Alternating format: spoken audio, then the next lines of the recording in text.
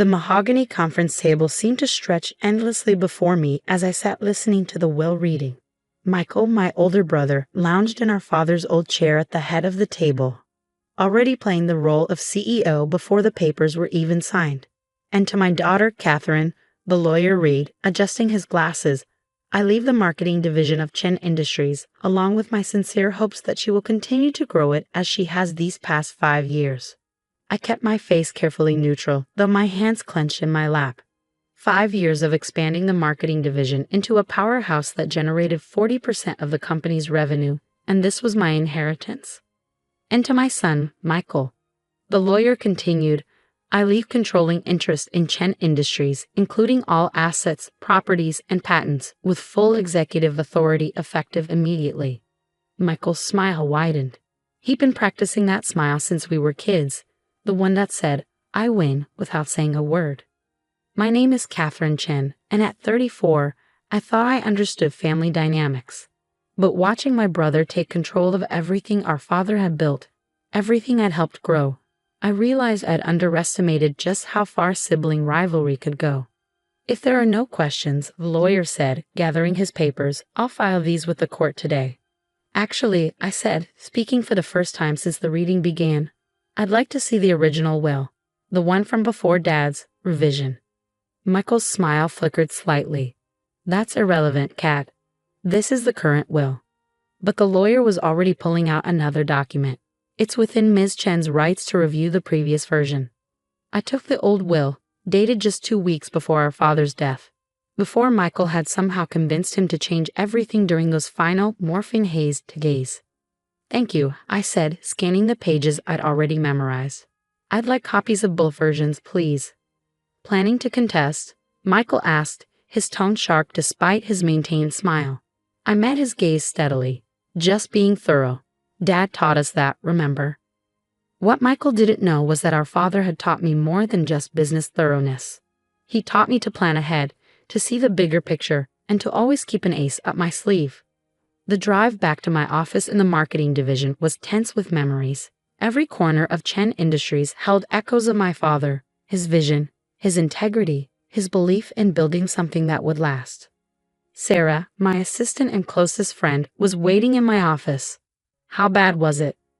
Exactly as we expected, I said, setting down my briefcase. Michael gets everything except marketing. She frowned. But your father promised. He always said you chair leadership. He did. Until Michael got to him at the end. I pulled out my laptop, typing in a complex password. But Dad wasn't as out of it as Michael thought. Remember that project he had me working on last year? The one Michael knew nothing about. Sarah's eyes widened. Project Phoenix? I nodded, opening an encrypted folder. Look at this.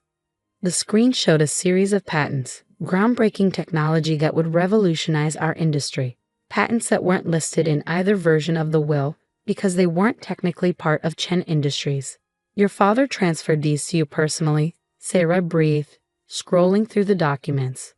Before he got sick. And here's the best part, I said, pulling up another file. The marketing division he left me? It's not just marketing anymore. 3 months ago, Dad restructured it as an independent subsidiary, with its own board, its own assets, and full rights to develop these patents. Does Michael know? I thought about my brother's smug smile during the will reading. No, he never paid attention to the boring administrative details. He just saw the marketing division as my little pet project. Sarah sat back, a slow smile spreading across her face. So while he thinks he's won everything, he's actually given me exactly what I need to build something bigger. I closed the laptop carefully. But first, we need to understand exactly what he did to make Dad change that will. The next few weeks were a careful dance of investigation and pretense. I played the part of the dutiful sister, attending board meetings where Michael made sweeping changes to our father's carefully built company. I watched as he installed his own people in key positions, pushed out longtime employees, and started dismantling the ethical guidelines our father had established. But all the while, I was gathering evidence. Security footage from the hospital during Dad's final days. Witness statements from nurses who'd seen Michael pressuring our father when he was heavily medicated. And most importantly, documentation of the systematic way Michael had been undermining the company for years, setting himself up to take control. "Look at this," Sarah said one evening, pointing to a series of financial transactions. "He's been funneling company resources into his own projects for years. Shell companies, hidden accounts." I studied the numbers, feeling a familiar ache in my chest. Dad knew. That's why he set all this up. He knew Michael would try to take everything. But why not just stop him? Cut him out completely. I thought about my father's face the last time we really talked, 3 days before Michael showed up with a new will. Because he was trying to protect both his children, in his own way.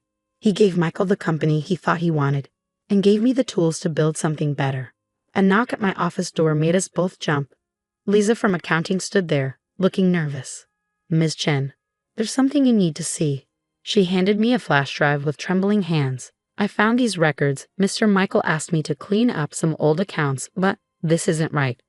The drive contained proof of something even worse than we'd suspected.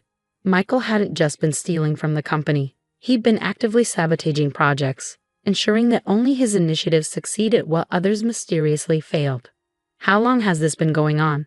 I asked quietly. "Years," Lisa whispered. "Since before your father got sick." I think that's why he got sick. The stress of discovering what Michael was doing. The pieces clicked into place. Dad's sudden decline, his mysterious symptoms that had baffled the doctors. The way Michael had insisted on controlling his medical care at the end. "Thank you, Lisa," I said, securing the flash drive in my safe. "I know how risky it was to bring this to me." She straightened her shoulders. "Your father was good to all of us. He deserved better than this." That night, as I sat in my father's old study, the one room Michael hadn't dared change yet, I found one final message. It was hidden in an old photo album, tucked behind a picture of our whole family from happier days. "Catherine," the note read in my father's shaky handwriting, "if you're reading this, then everything has happened as I feared it would. Michael has chosen his path. But you have always seen the bigger picture. The patents are your foundation. Build something worthy of them. And remember, sometimes the greatest victory comes from letting others think they've won. Love, Dad." I touched the words gently, feeling the imprint of his pen strokes. "I understand now, Dad," I whispered. "And I won't let you down." 3 months after the will reading, I sat in my office reviewing financial reports. Michael had been busy, systematically stripping Chen Industries of everything that had made it special. But he'd left me alone in my little marketing division, exactly as Dad had predicted. "You need to see this," Sarah said, bursting into my office. She laid a tablet in front of me, showing a news article from our main competitor, Apex Technologies. "Chen Industries announces major restructuring," the headline read. Below was a photo of Michael shaking hands with James Preston, Apex's notorious CEO. "He's selling off our core divisions," Sarah said, scrolling through the article. "Everything except marketing, which he probably thinks is worthless." I smiled slightly. "Did you notice the date of the announcement?" "Next Thursday." "Why?" "Because that's exactly when we'll be ready to launch." I turned my laptop around, showing her the project I'd been working on for months. Dad's patents aren't just revolutionary, they're game changers. And thanks to Michael's negligence, we've been developing them right under his nose. The next week passed in a blur of preparation. While Michael was busy dismantling our father's legacy, I was building something new. The marketing division, now secretly restructured as Phoenix Technologies, was ready to emerge from the ashes of what Michael thought he'd destroyed. The morning of Michael's big announcement, I arrived early at Chen Industries headquarters. The lobby was buzzing with nervous employees. Everyone had heard rumors about the Apex deal. "Kat," Michael called, spotting me by the elevators. "Here to watch the fireworks?" I adjusted my blazer carefully, wouldn't miss it. The conference room was packed with board members, executives, and press. Michael stood at the podium, practically glowing with self-importance. "Today marks a new chapter for Chen Industries," he began. "Our partnership with Apex Technologies will streamline operations and maximize shareholder value." I tuned out his corporate doublespeak, watching the faces in the room. Some looked resigned, others worried. A few, the ones Michael had brought in, looked smugly satisfied. "And now," Michael continued, "I'd like to introduce James Preston, CEO of Apex Technologies." Preston approached the podium, his expensive suit failing to hide his predatory nature. "Thank you, Michael.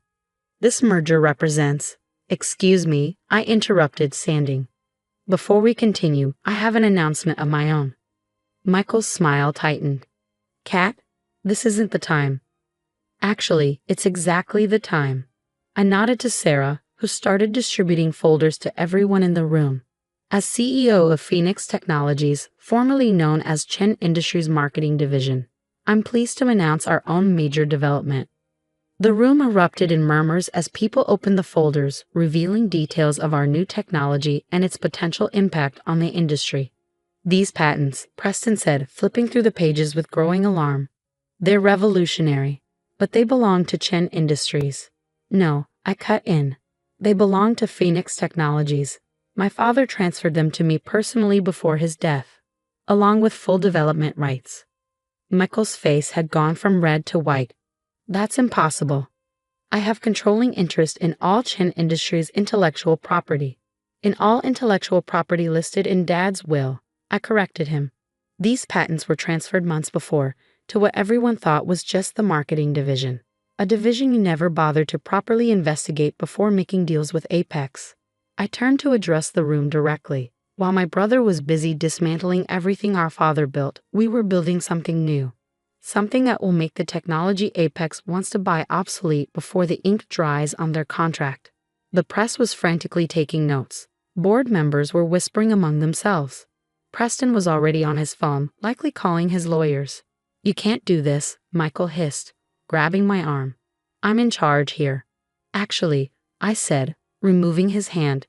You're in charge of whatever's left of Chen Industries after your mismanagement comes to light. I gestured to Sarah, who started distributing a second set of folders. These documents show years of financial manipulation, project sabotage, and corporate theft, all under your leadership. The room fell silent as people began reading the evidence. Years of Michael's schemes, carefully documented and verified. And that's not all, I continued, my voice carrying in the silence. We also have evidence suggesting your involvement in Dad's sudden decline. The doctors are very interested in reviewing his medical records, especially the changes you made to his medication in those final days. Michael lunged for me, but my security, was faster. As they escorted him from the room, I could hear him shouting about betrayal and family loyalty. Preston tried to slip out quietly, but I called after him. Mr. Preston, you might want to hold off on any stock purchases. Things are about to get interesting. The next few weeks were a whirlwind of investigations, revelations, and restructuring. Michael was placed on administrative leave pending a criminal investigation. Apex Technologies withdrew their takeover bid, and Chen Industries' board of directors was in chaos. I watched it all unfold from my office at Phoenix Technologies, where we were preparing for our own public launch. The FBI wants to interview you again, Sarah said, bringing in my morning coffee. They have more questions about Michael's financial records. I nodded, reviewing the latest prototype reports. Our first product using Dad's patents was exceeding all expectations. Schedule it for tomorrow. And get Lisa from accounting in here. She deserves recognition for coming forward with evidence. A knock at my door interrupted us. It was Janet Chen, my father's sister and longtime board member at Chen Industries. Catherine, she said, closing the door behind her. We need to talk about the company. I gestured for her to sit. Aunt Janet had always been the family peacekeeper, trying to mediate between Michael and me even when we were kids. The board met this morning, she continued. With Michael's situation and the evidence of his mismanagement, they voted to remove him as CEO. They want you to take over Chen Industries. I sat back, thinking about my father's note. Sometimes the greatest victory comes from letting others think they've won. No, I said quietly. Janet blinked. No. But Catherine, this is what you've wanted, what you deserved. The company should have been yours from the start. Chen Industries was Dad's dream, I explained. And Michael corrupted it. But Phoenix, I gestured to the prototype designs on my desk. This is something new. Something built on Dad's principles but free from the past's shadows. The board won't accept this. The shareholders will be very interested in the partnership I'm about to propose. I pulled out a document I'd been preparing. Phoenix Technologies wants to work with Chen Industries as equals. We'll license our patents, collaborate on development, but remain independent entities. Janet studied the proposal, her expression thoughtful. You're not just protecting your father's legacy, she said finally. You're building your own. Exactly. And in doing so, I'm honoring what Dad really wanted, for both his children to find their own path. The news of Michael's arrest broke the next morning. The evidence was overwhelming. Years of financial fraud, corporate espionage, and most damning of all, medical records showing he deliberately manipulated our father's medication to keep him confused and compliant during those final days. I visited him once in jail before his trial. He sat across from me in an orange jumpsuit, his arrogance finally stripped away. Why? I asked simply. He stared at his hands. I had to prove I could run the company better than you. Dad always favored you, his brilliant daughter who understood the business like he did. I was just there. Dad loved us both, I said. He tried to protect us both in his way. You just couldn't see it. And now you've won, he said bitterly. Got everything you wanted. I stood to leave. No, Michael. I built something of my own. That's what Dad was trying to teach us all along. 6 months later, I stood on a stage at the Phoenix Technologies launch event. Our first product, a revolutionary clean energy system based on Dad's patents, was being unveiled to overwhelming acclaim. In the front row sat Aunt Janet, along with key members of both Phoenix and Chen Industries boards. The partnership between the companies had already led to groundbreaking developments. My father, I told the audience, believed that true success wasn't about winning at all costs. It was about building something meaningful, something that makes the world better. Today, we honor that belief. Later that evening, I visited Dad's grave, placing fresh flowers beside his headstone. The autumn air was crisp, carrying the scent of changing seasons. You were right, I said softly, about everything. Michael choosing his path, about me needing to find my own way. I understand now why you set things up the way you did. I placed a small model of our first Phoenix product beside the flowers. It incorporated all of his best ideas while adding something new, exactly as he taught me to do. Sarah found me there as the sun was setting, the boards waiting for our final approval on the expansion plans. I touched Dad's headstone one last time. What do you think he'd say about all this? She smiled. I think he'd say his daughter built something worthy of his legacy and then surpassed it. Walking back to my car, I thought about everything that had happened. Michael's betrayal had been painful, but it had freed me to create something new. Something that honored our father's principles while charting its own course. Phoenix Technologies wasn't just a company, it was proof that sometimes losing what you thought you wanted leads you to build something better than you imagined. Dad had known that all along. He'd given Michael the company he thought he wanted, and given me the tools to build something more. In the end, we'd both gotten exactly what we needed. As I drove home in the gathering dusk, I thought about that old photo album in Dad's study, the one with his final message.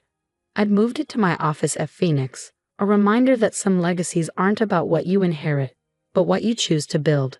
And I was just getting started.